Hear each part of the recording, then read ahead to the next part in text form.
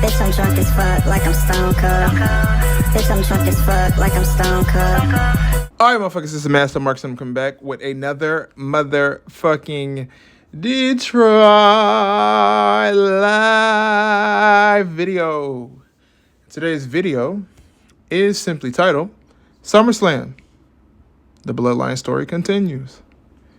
Now, this isn't a full coverage of SummerSlam. Let me just first say, I called it Slummerslam. What the fuck? SummerSlam in the D was pretty lit. Anybody who was there at SummerSlam in Detroit, Michigan, this last Saturday, you've seen how lit it was. I mean, the atmosphere was crazy. The fans were crazy. Everybody was hyped. The stadium was full as hell. One thing that I got from that, and this is like not fully the topic of this video, but one thing I got from SummerSlam and just being there, LA Knight is fucking over. And I'll just say, yeah. Like, people were fucking just cheering for LA Knight, bro. LA Knight is over as fuck. WWE right now, you are missing out on money. The guy's over. He can talk on the mic. The fans are into him. This is not a Mr. Kennedy situation. So anybody who says that, please understand that WWE is not going to drop the ball on LA Knight.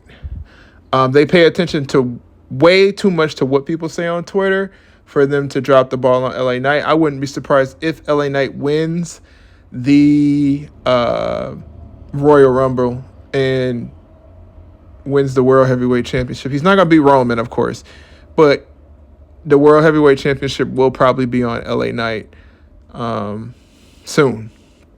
Very soon. So that guy is pretty much fucking over. He has so much hype. He's not a job or a mid-carder. He's got too good of a look, and he can talk on the mic, and he's pretty much money. There was a lot of LA Knight shirts. Listen, the thing about LA Knight is he's been over like that even as Eli Drake. So he's over. He's really over. But the city of Detroit was lit as hell for SummerSlam. A lot of good matches, except for that Ronda Rousey, Shayna Baszler match. That was a fucking snooze fest. I think everybody went to go piss and go get peanuts at that point in time. Shout out to the almonds, the cinnamon French almonds that they had. Them bitches was hitting. Those bitches was bussing.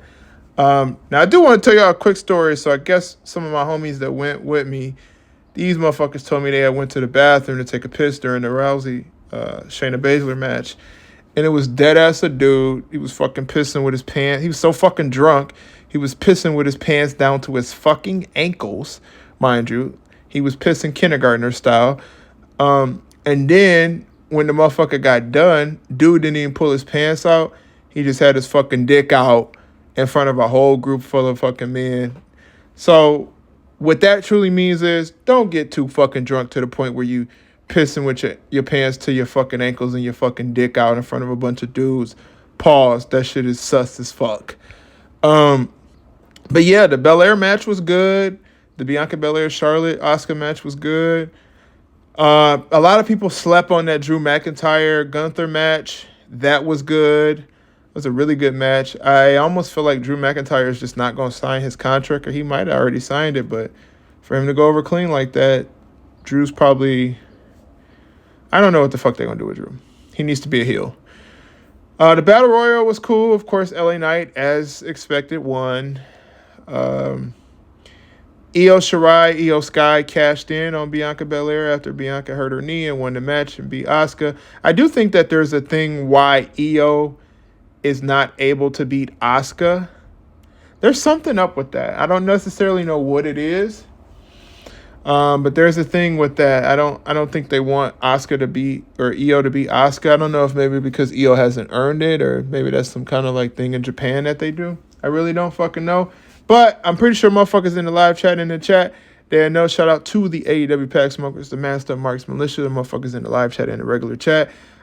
Make sure if you're a person that's new to the Master Marks Militia or listening to Master Marks, Make sure you like, subscribe, leave a comment. Tell us if you hate us and tell us if you love us. At the end of the day, we all fuck with everything that you motherfuckers put in there, even if it's negative shit. The negative shit don't bother me. Personal opinions are like fucking assholes. Y'all niggas can say whatever the fuck y'all want to say, and I don't have a problem with it. But yeah, all the matches were pretty good, and it was lit. It was hype. Now, I wasn't too big of a fan paying $5.99 for a bottle of motherfucking dollar water. That was fucking ill.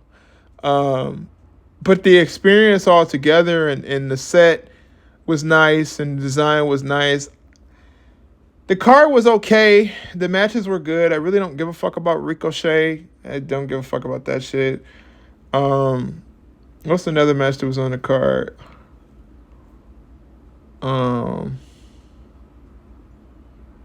Damn, I can't even think. Gunther, Shayna, Bianca Belair, Ricochet, Battle Royal. That may have been all. I don't know. They didn't have any like special guest appearances or anything like that, or any big surprises. But let's talk about the main portion of why we here. The Bloodline story continues, and like Paul Heyman said, they only in the bottom of the third inning. You know, it's just getting started. There's so many layers to the Bloodline and things that are going to happen. And just so people know, the thing between Jey Uso and Jimmy Uso is not a thing that has to do with Roman Reigns. Jimmy still don't fuck with Roman Reigns. But there is a thing where Jimmy probably feels like Jey jumped in the way, as he always does, and didn't let Jimmy defend his own honor. Jey just jumped straight into the fucking main event and kind of like outshine Jimmy. And I'm excited to see how that goes and what happens with that. The Uso tag team is not dead and it's not over. So any motherfucker who think the Usos are done forever, stop it. The Usos will be back together one day. They just are putting a different layer of cutting a different portion of the onion. Like they're just removing a layer that continues the storyline. But the Bloodline storyline is going to continue. And, you know, the match between Roman and Jey was a really decent match. The fucking fans were hyped as fuck. You know, everybody threw their ones up. Shout out to the Tribal Chief for blessing my city in Detroit, you know. Big ups to the Tribal Chief for coming out there and, you know, showing some love to the city of Detroit. We do fuck with you out there in the city. We should have got you some buffs in that bitch, Roman, because could have had some iced out Cardis on the Tribal Chief. That's what he deserved. But yeah, that match was really, really good. It wasn't terrible. It wasn't dry. It wasn't flat. It wasn't like the Ronda match who basically sucked the life out of the fucking crowd. Crowd basically, you know, were non-existent in that match. They didn't give a fuck about Ronda or Shayna Baszler. Honestly, they don't care. But the match was really good. And, you know, Roman's entrance, I have never gotten to see his new entrance live. This is the first show that I've been to since his new entrance. And it is godlike, you know what I'm saying? It's godlike in the arena, the atmosphere of just seeing what we are witnessing. And I know a lot of people aren't Roman Reigns fans, and I'm not like the biggest Roman Reigns fan. I've never been the biggest Roman Reigns fan, but I do fuck with the Tribal Chief character. I mean, we are watching history. As much as a lot of people don't like it and they hate it, Roman Reigns is creating history for the new generation of wrestling. And we witnessing it. You know, they're gonna put him in the history books, and he's doing legendary shit. And I mean, you got to think about it. Roman Reigns beat The Undertaker at WrestleMania. Like, he's not a slouch. I do feel like he needed that WrestleMania win more than Brock did. It probably should have just been Roman altogether who beat the streak. But y'all got to understand, Roman Reigns has beaten The Undertaker at WrestleMania. So, of course, they're going to treat him godlike at some point in time in his career. You know, he got that pass from The Undertaker. And, oh, yeah, and I forgot. Cody Rhodes' entrance is really fucking fire. They make him look like a big-ass fucking star. He looks like $1 million when he comes out to the ring with Kingdom playing. The fans were going fucking crazy to that shit, loud as fuck. And shouts out to Brock. I think we are watching the last few matches of Brock, which is very sad because I've always appreciated Brock Lesnar as a wrestler. As a wrestler, dude is just a fucking monster. He's a fucking brick wall, and he's a freak of nature. And I always appreciated Brock for what he was in the business. But I do think we are watching the last matches of Brock because Brock doesn't necessarily give that hurrah, that he doesn't put people over like that. He might put you over in the back, but to put you over in front of almost 60,000 people in Detroit at a main event like SummerSlam, the summertime main event, which I don't think this SummerSlam had a lot of hype behind it for some reason. It just seemed fucking dead. I don't know what's going on with a lot of shit, but I don't know if it's just me or something, but it just seemed dead. Like it seemed like it didn't have the hype that all the other SummerSlams had. Now maybe it's because they went to Detroit and it's not like a big fancy schmancy nice weather city where you see BBLs and motherfuckers in Lambos. That shit exists in fucking Detroit, but maybe that's probably the reason why there wasn't as much as hype as I thought it was going to be. And I think that was just a tester to see if they could really get WrestleMania in that building. I do still think that's going to happen in 2026. Hopefully we get WrestleMania back in the motherfucking city of Detroit in the state of Michigan, because that is where all of my dogs are, and that is where Masked Up Marks is for now. I might be gone by then. I might move somewhere else. But the storyline with Jay and Jimmy is crazy. I expected that to happen. I did not expect Jay to beat Roman Reigns. He had no chance to beat Roman Reigns. Not with Solo Sikoa still going around. And then you starting to see that rift between Solo Sikoa and fucking Roman Reigns as well too. That's coming.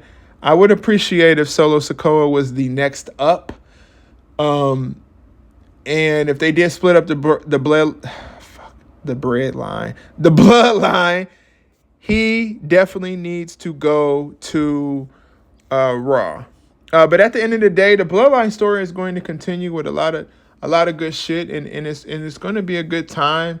So this is cinema we watching, history we watching, a legendary title run, a lot of layers to that, and this is almost when we look at like the stories that been told in wrestling, this is one of those stories that has been told really well. It's almost, I feel like it's one of the greatest stories ever told, and I know I've said that before, but a lot of motherfuckers didn't believe me, but it really is. So I am excited to see what happens next between Jimmy and Jay. I guess maybe it might be WrestleMania. We don't know. Cody Rose is over as fuck. LA Knight is over as fuck. Io Shirai is over as fuck. And then shout out to Brock for showing that love to Cody. And that the Finn Balor and Seth Rollins match, it was a pretty decent match. I'm not a big Finn Balor fan. I didn't think Finn was going to win, but I do see that rift between the Judgment Day that's happening. Damian Priest, I get him as a champion, but I just don't feel like Damian Priest, it's not that the dude is not ready. He has the size, look, everything, but I don't know. Hopefully, sooner or later, it clicks for Damian Priest a little bit, because it's just not clicking for me yet. The guy is, he looks cool. He looks like a fucking monster, and he could talk a little bit on the mic, but I think he needs a little bit more presence. And I think him being a heel by himself would help him with that. But at the end of the day, SummerSlam was lit. We had a good ass fucking time. My homeboys, they was fucking lit. They was turned, drunk as hell. I was motherfucking sober as hell because I don't fucking drink or party or do shit like that. I just, make these videos when I can and work my motherfucking ass off.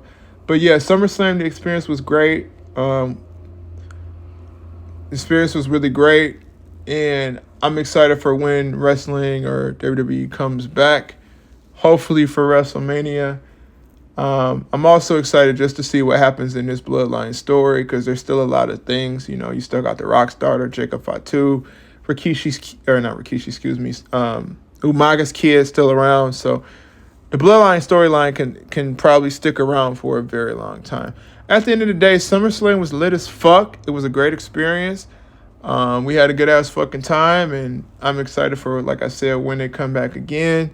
This has been Masked Up Marks. Make sure you leave a like, subscribe, comment, tell us if you hate us. Tell us if you love us.